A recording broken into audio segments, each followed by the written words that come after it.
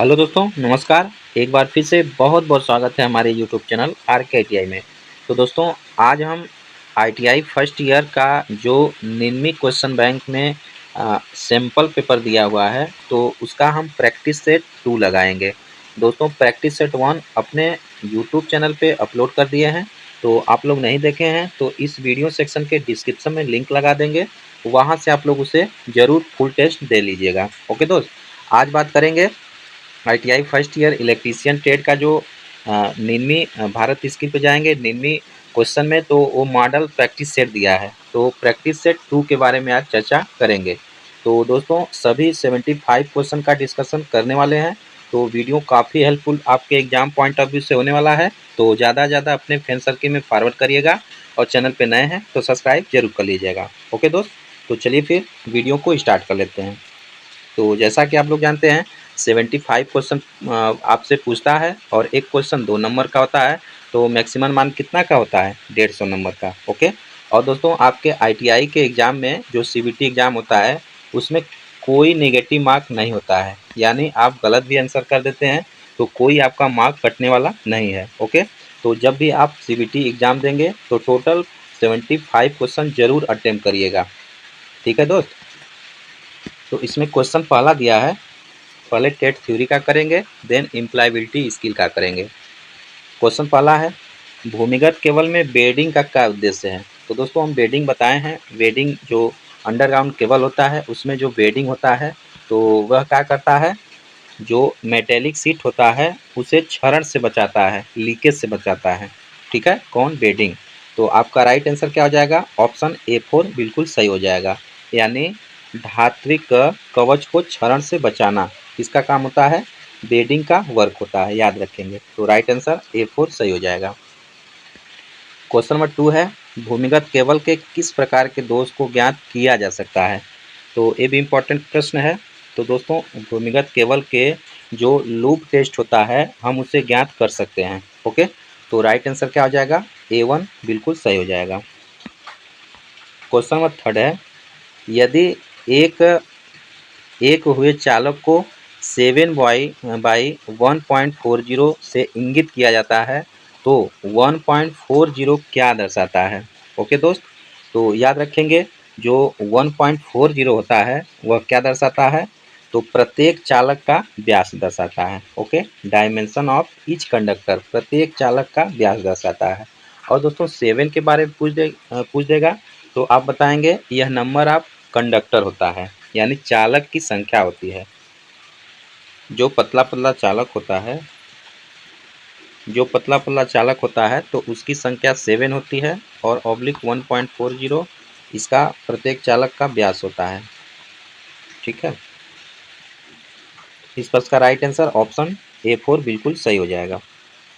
Question number 4 है, aluminium चालक की चालकता का मान क्या है? दोस्तों, याद रखेंगे, जो एल्युमिनियम चालक होती है उसकी चालकता का मान क्या हो जाएगा? 35 महो पर मीटर हो जाएगा। ठीक है, तो ऑप्शन C बिल्कुल सही हो जाएगा, याद रखेंगे। क्वेश्चन नंबर 5 इसमें है, केबल की अधिक अतिरिक्त धारा सुरक्षा के लिए धारा रेटिंग का कारक क्या है? ओके। तो 4 ऑप्शन दिया है, तो जो राइट आंसर हो जाएगा, ऑप्शन क्या हो जाएगा? C सही हो जाएगा। A3 बिल्कुल सही हो जाएगा, 0.81 होता है। Okay, right answer option A3 सही हो जाएगा।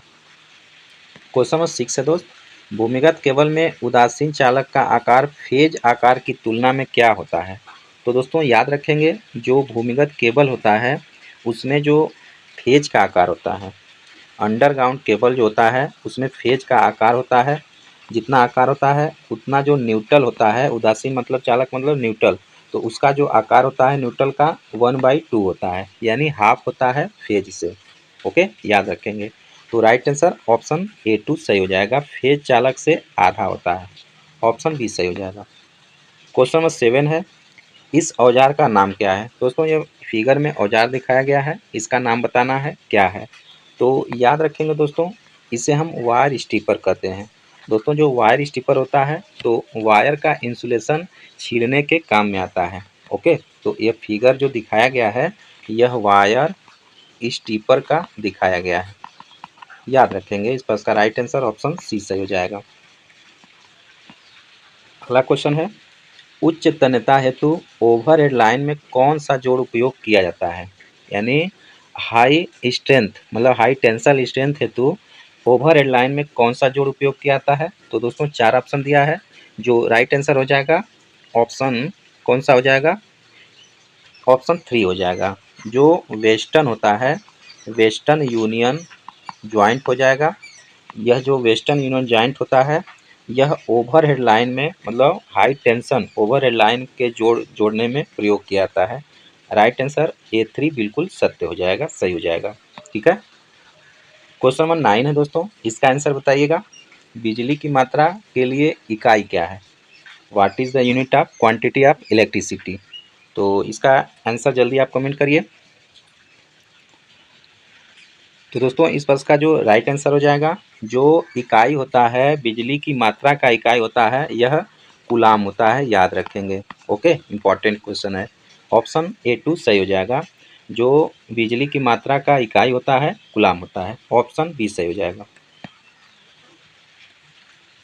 क्वेश्चन नंबर 10 है, सोल्डरिंग विधि का नाम क्या है? इजी क्वेश्चन है दोस्तों, इसका नाम आप बताएंगे, इसका नाम क्या है? तो देखिए यह दिखाया गया है कैसा, पिस्टल की तरह दिखाया गया है, तो इसलिए यह क्या है, सोल्डरिंग गन है। ओके, इसका राइट आंसर ऑप्शन C सही हो जाएगा, A3 सही हो जाएगा। क्वेश्चन नंबर 11 है, केबल की पास की अतिरिक्त धारा सुरक्षा के लिए धारा रेटिंग कारक क्या है? बताएंगे इसका आंसर। तो दोस्तों धारा रेटिंग जो कारक होता है कितना होता है? 1.23 होता है। ओके, तो इस पर का राइट आंसर क्या हो जाएगा? ऑप्शन A3 बिल्कुल सही हो जाएगा। अगला क्वेश्चन है, सोल्डरिंग विधि का नाम क्या है? दोस्तों इसका आप नाम बताइए, क्या नाम हो सकता है? ऑप्शन पहला दिया है डीप सोल्डरिंग, दूसरा ब्लो लैम्प के साथ सोल्डरिंग, तीसरा सोल्डरिंग गन के साथ सोल्डरिंग, चौथा है तापमान नियंत्रक सोल्डरिंग। तो जल्दी से इसका आंसर कमेंट करिए। तो दोस्तों इस प्रश्न का राइट आंसर ऑप्शन A4 सही हो जाएगा। यह तापमान नियंत्रक सोल्डरिंग को दिखाया गया है। ठीक है, तापमान नियंत्रक सोल्डरिंग को यह फिगर में दिखाया गया है। ऑप्शन A4 बिल्कुल सटीक हो जाएगा, सही आंसर हो जाएगा। क्वेश्चन नंबर 13 है, तांबे के परमाणु के तीसरे कक्ष में कितने इलेक्ट्रॉन होते हैं? तो मोस्ट इंपॉर्टेंट प्रश्न है, जल्दी से इसका जवाब दीजिए आप। तो दोस्तों इस प्रश्न का राइट आंसर ऑप्शन C सही हो जाएगा। देखिए तांबा होता है, तांबा का परमाणु क्रमांक 29 होता है, तो जब इसे हम डिफाइन करते हैं तो 2 8 18 1 होता है। ओके, तीसरे कक्षा में पूछा है तो 18 हो जाएगा। ऑप्शन C सही हो जाएगा। अगला क्वेश्चन है, विद्युत मात्रा का सूत्र क्या है? ओके, विद्युत मात्रा यानी Q, Q बराबर क्या होता है आपको बताना है, जल्दी से कमेंट करिए दोस्त। तो दोस्तों Q बराबर क्या होता है? I इंटू टी होता है, यानी करेंट गुणे टाइम होता है, याद रखेंगे। तो इस प्रश्न का राइट आंसर क्या हो जाएगा? ऑप्शन A सही हो जाएगा। ओके दोस्त, क्वेश्चन नंबर 15 है, चालकता की इकाई क्या है? तो ये भी इंपॉर्टेंट प्रश्न है, याद रखेंगे। जो दोस्त चालकता होता है यानी कंडक्टेंस होता है, तो कंडक्टेंस की इकाई महो होती है। ओके, महो होती है, याद रखेंगे। तो इस प्रश्न का राइट आंसर क्या हो जाएगा? ऑप्शन A सही हो जाएगा। क्वेश्चन नंबर 16 है, डीसी परिपथ में शक्ति की गणना करने का क्या सूत्र है? ठीक है दोस्त, तो देखिए डीसी परिपथ में शक्ति की गणना करने का जो सूत्र होता है P बराबर VI होता है। ओके, तो P बराबर VI यानी वोल्टेज और करंट होता है। तो इसका राइट आंसर क्या हो जाएगा? तो दोस्तों राइट आंसर ऑप्शन इसका B सही हो जाएगा, यानी करंट गुणे वोल्टेज होता है। ठीक है, राइट आंसर A2 बिल्कुल सही हो जाएगा। क्वेश्चन नंबर 17 है, गुंथे हुए कंडक्टर का ठोस कंडक्टर की तुलना में क्या फायदा होता है? तो ये भी इंपॉर्टेंट प्रश्न है, इसका आंसर जल्दी से आप बताएंगे। तो दोस्तों इस प्रश्न का राइट आंसर ऑप्शन B सही हो जाएगा, A2 सही हो जाएगा, यानी अधिक लचीला होता है कौन? गूथे हुए कंडक्टर। जो गूथा हुआ कंडक्टर होता है वह मोर फ्लेक्सिबल होता है। ऑप्शन B सही हो जाएगा। 18 नंबर का प्रश्न है, क्रिम्पिंग से क्या फायदा है? ओके, तो क्रिम्पिंग से क्या फायदा होता है दोस्त? तो 4 ऑप्शन में से इस प्रश्न का जो राइट आंसर हो जाएगा ऑप्शन A3 सही हो जाएगा, यानी ढीले संयोजन को टालना। राइट आंसर ऑप्शन सी सही हो जाएगा। 19 नंबर का प्रश्न है, उत्पादन संयंत्रों में किस प्रकार की केबल बिछाने की विधि प्रयोग किया जाता है। ठीक है दोस्त, 4 ऑप्शन दिया है, आंसर जल्दी से आप कमेंट करिए। तो दोस्तों जो उत्पादन संयंत्र होता है उसमें केबल को बिछाने के लिए हम रैक इन एयर यानी हवा में रैंक विधि का प्रयोग करते हैं। ओके, तो इस पर इसका राइट आंसर ऑप्शन A2 बिल्कुल सटीक हो जाएगा। 20 नंबर का प्रश्न है, भूमिगत केबल में कौन सा भाग धात्विक कवच को क्षरण से बचाता है। तो ऊपर हम पहला ही क्वेश्चन देखे थे दोस्तों, जो धात्विक जो कवच होता है उसको कौन बचाता है, उसको बेडिंग बचाता है। ओके, याद रखेंगे, जो बेडिंग होता है वह धात्विक कवच को बचाता है। तो राइट आंसर क्या हो जाएगा, बी सही हो जाएगा। प्रश्न अगला है, जंक्शन बॉक्स में किस प्रकार के तारों में जोड़ पाया जाता है। ओके, 4 ऑप्शन दिया है। तो दोस्तों इस प्रश्न का जो राइट आंसर हो जाएगा ऑप्शन सी सही हो जाएगा, राइट टेल जोड़ होता है।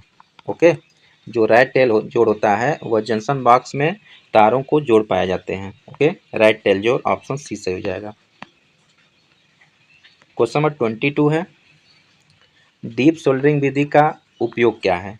ओके, क्या है, तो नर्म सोल्डरिंग का, पाइप और केबल सोल्डरिंग का, पीवीसी में छोटे भागों की सोल्डरिंग का, या संवेदनशील विद्युत भागों की सोल्डरिंग का। इसका कमेंट बॉक्स में आप जल्दी से आंसर करिए।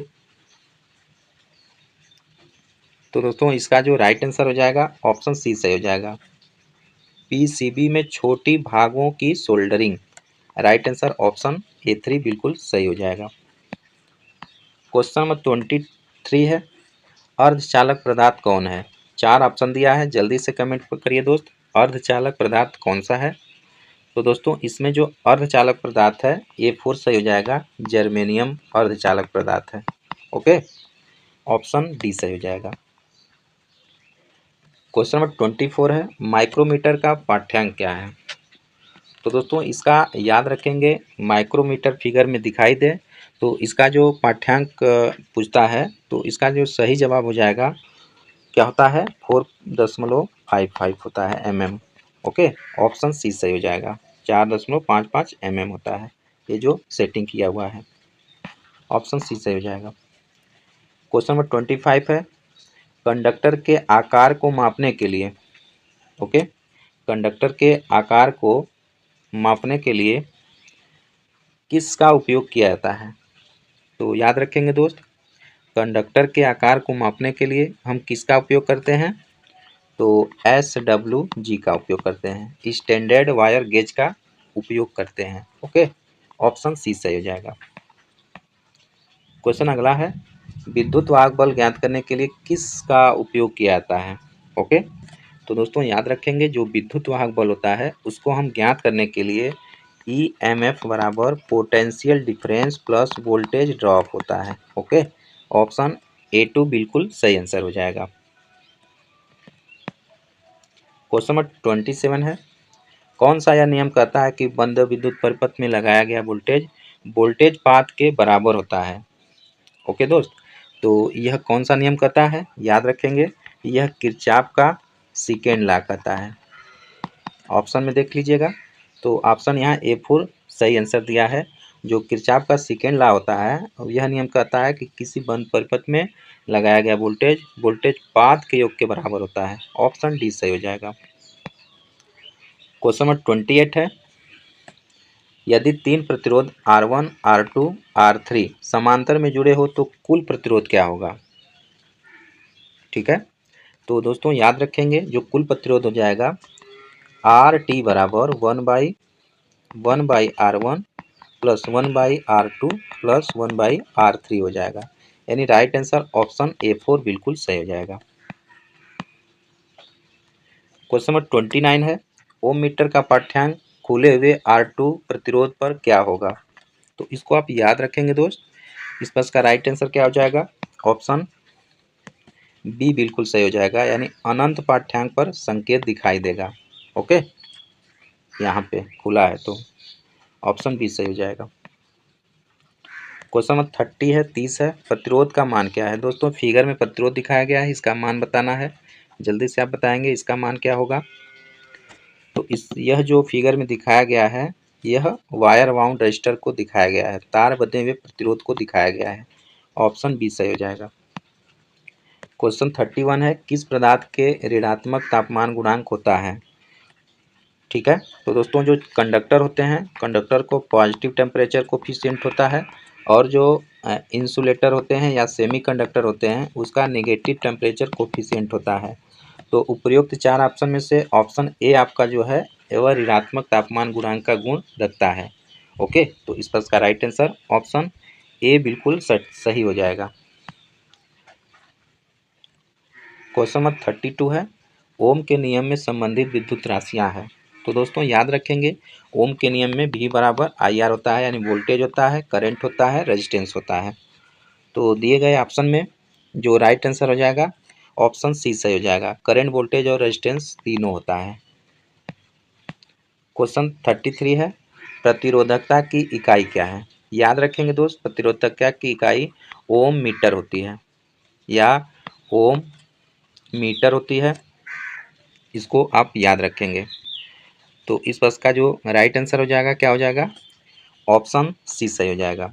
ठीक है, आर बराबर रो एल बटे ए होता है, तो जब यहाँ रो लेंगे तो आर ए बटे एल हो जाएगा।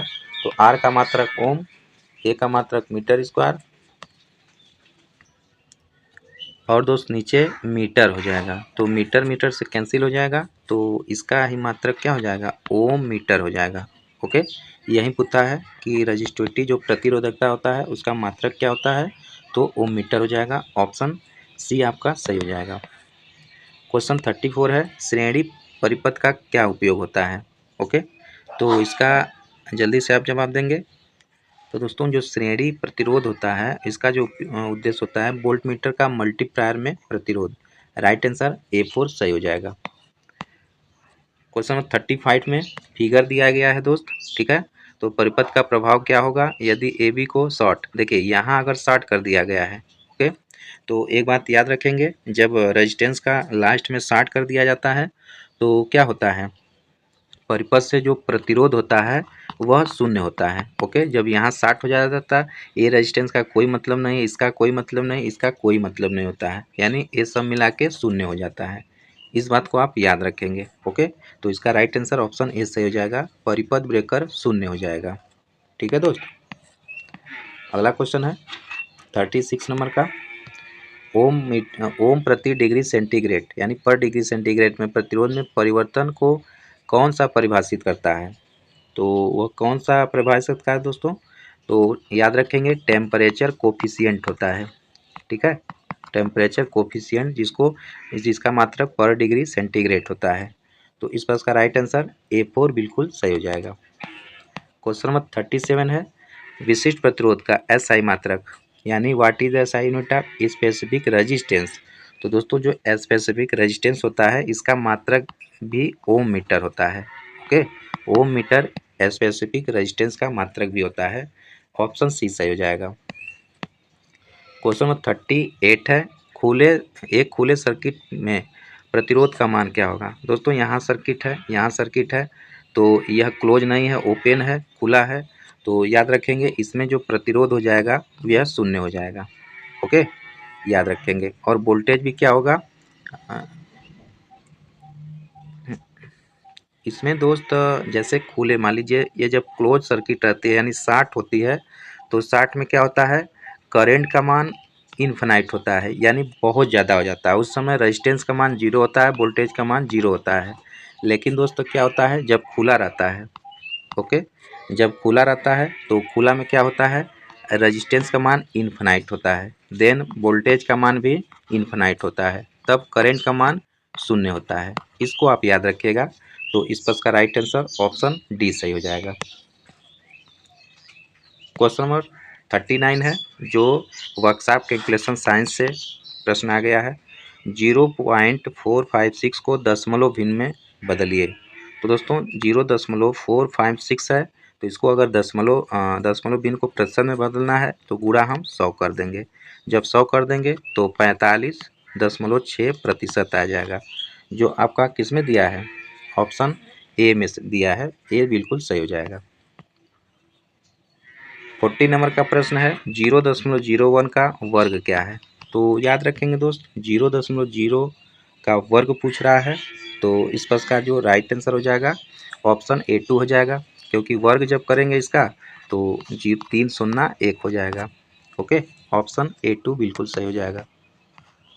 क्वेश्चन 41 है, इनमें से किस धातु में प्रमुख सामग्री के रूप में लोहा होता है। तो 4 ऑप्शन में से इसका जल्दी से आप आंसर बताएंगे। तो दोस्तों, इनमें से जो धातु में जो सामग्री में लोहा होता है तो वो फेरस मेटल में होता है। राइट आंसर A4 सही हो जाएगा। क्वेश्चन 42 है, वस्तु में निहित पदार्थ की मात्रा को क्या कहा जाता है। तो दोस्तों, वस्तु में निहित पदार्थ की मात्रा होता है उसे हम क्या कहते हैं, याद रखेंगे, उसे हम द्रव्यमान कहते हैं। राइट आंसर A3 सही हो जाएगा। क्वेश्चन नंबर 43 है, किस पदार्थ के द्रव्यमान प्रति इकाई आयतन को कहते हैं। तो द्रव्यमान प्रति इकाई घनत्व बराबर होता है द्रव्यमान बटे आयतन। ठीक है, तो दोस्तों उसको हम घनत्व कहते हैं, डेंसिटी कहेंगे। राइट आंसर A3 सही हो जाएगा। क्वेश्चन 44 है,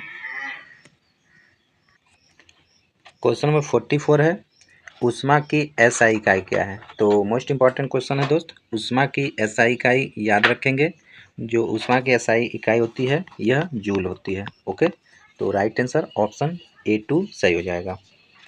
आगे है इंजीनियरिंग ड्राइंग का। ठीक है दोस्त, आगे इंजीनियरिंग ड्राइंग का है। आगे है इंजीनियरिंग ड्राइंग का जो 6 क्वेश्चन होगा। तो 45 नंबर है, सामग्री के पारंपरिक प्रतीक को पहचाने। दोस्तों, यह फिगर दिखाया गया है, इसको पहचानना है कौन सा फिगर है। पहला ऑप्शन दिया है लेड, दूसरा इस्पात, तीसरा दिया है कांच, चौथा दिया है चीनी मिट्टी। ओके, तो जल्दी से इसका आंसर बताएंगे। तो दोस्तों, इसका जो राइट आंसर हो जाएगा यह इस्पात को दर्शाता है। ये जो फिगर है यह इस्पात स्टील को दर्शा रहा है। ऑप्शन बी सही हो जाएगा। आगे 46 नंबर का क्वेश्चन है, सामग्री के पारंपरिक प्रतीक को पहचाने। यह प्रतीक को पहचानना है, तो कौन सा प्रतीक है। पहला संगीत कार्यक्रम है, दूसरा स्टील है, तीसरा लकड़ी है, चौथा कांच है। तो दोस्तों, यह जो है कांच को शो करता है। ठीक है, ग्लास को शो करता है।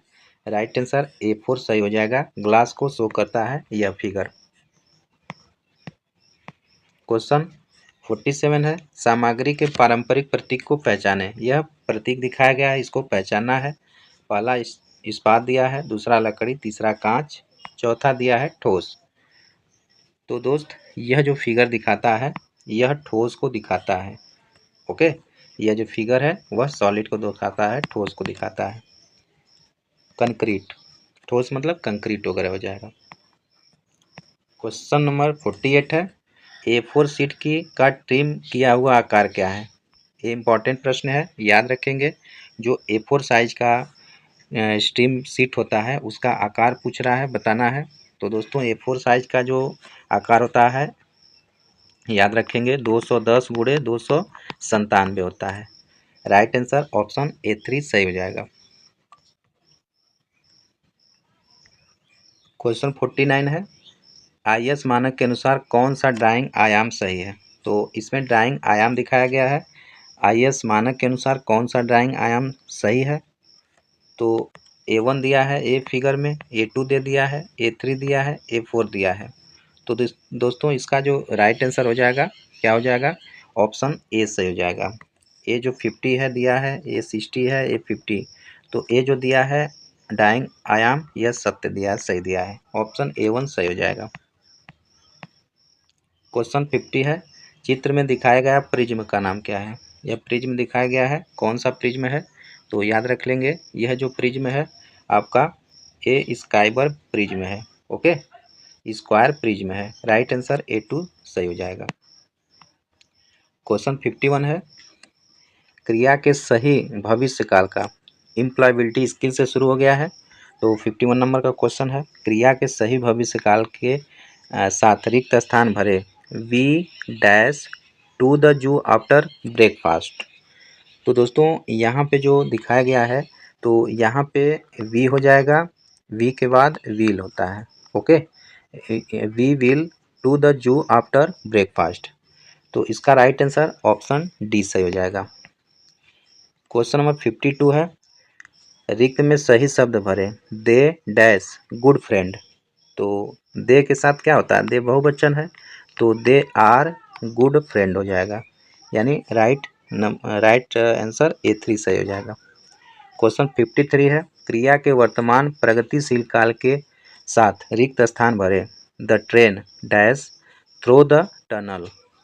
तो दोस्तों इस बीच में क्या भरा जाएगा रिक्त स्थान में, याद रखेंगे, the train is passing throw the tunnel, यानी राइट आंसर ऑप्शन A2 सही हो जाएगा। क्वेश्चन 54 है, उचित इंटोग्रेटिव विशेषक के साथ रिक्त भरे। आई इंटोगेटिव के साथ है, I dash are you going. तो जो खाली स्थान है उसमें क्या आएगा, तो इस पर इसका राइट आंसर ऑप्शन बी सही आ जाएगा, यहाँ पे वेयर हो जाएगा। ओके दोस्त, राइट आंसर ऑप्शन बी सही हो जाएगा। क्वेश्चन 55 है, रिक्त स्थान में उचित सर्वनाम के साथ भरें।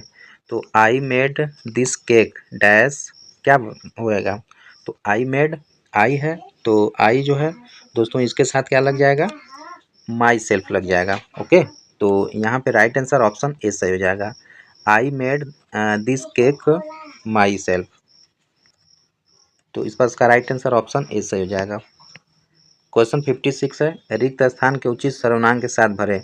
सी मेड दिस केक डैश है, तो डैश के साथ सी लगा है दोस्तों, तो सी के साथ हर सेल्फ हो जाएगा। ओके, तो यहाँ पे right answer option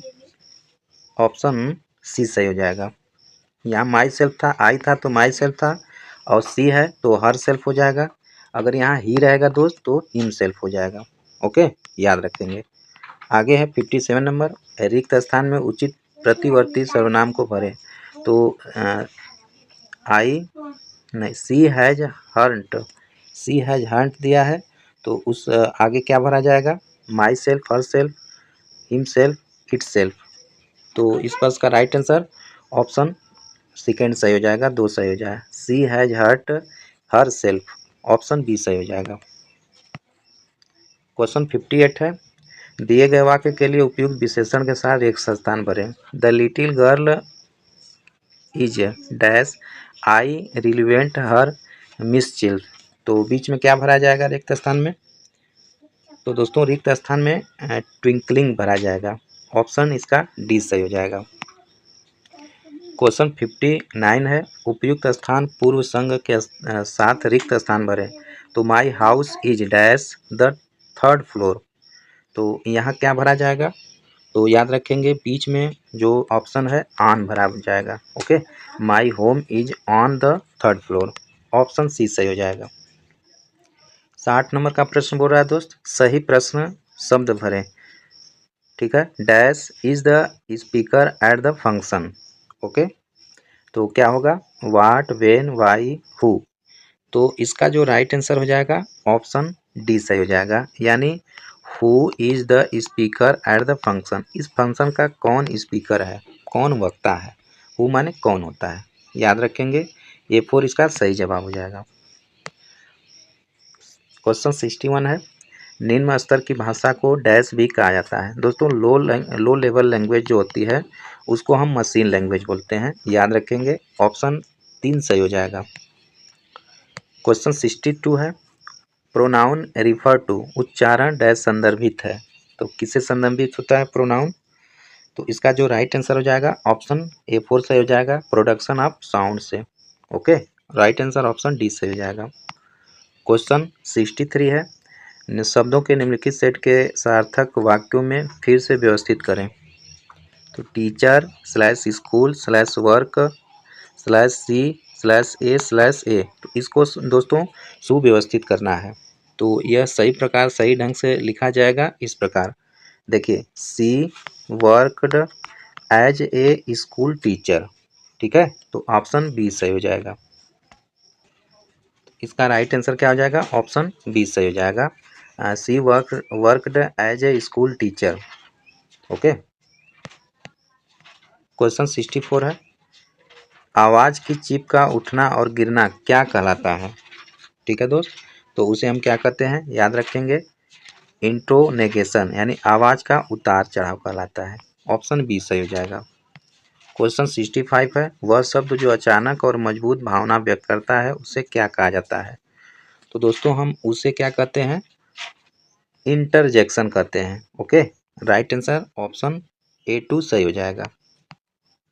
question number 66 है, जब आप शिक्षक, प्रशिक्षक या पर्यवेक्षक जैसे उच्च अधिकारियों का अभिवादन करते हैं तो आपको क्या करना चाहिए? तो दोस्तों सबसे पहले हमें गुड मॉर्निंग करना चाहिए। इसका जो राइट आंसर हो जाएगा ऑप्शन ए सही हो जाएगा। क्वेश्चन 67 है, एंसर शब्द में कौन सा मुख्य अक्षर है? तो एंसर में कौन सा मुख्य अक्षर है यानी कौन साइलेंट अक्षर है, इसको पूछ रहा है। तो दोस्तों इसमें जो है W यह मुख्य अक्षर है। इसका जो राइट आंसर हो जाएगा क्या हो जाएगा, ऑप्शन क्या हो जाएगा, डी सही हो जाएगा। यानी जो आपका जो W है इसमें मुख्य अक्षर है यानी साइलेंट है। ओके। क्वेश्चन 68 है, चर्चा के शिष्टकारों में से कौन सा डोज है? DOS है। तो कौन सा है दोस्त? तो याद रखेंगे, लिसन टू अदर, दूसरों को सुने। ठीक है, ऑप्शन बी सही हो जाएगा इसका। क्वेश्चन नंबर 69 है,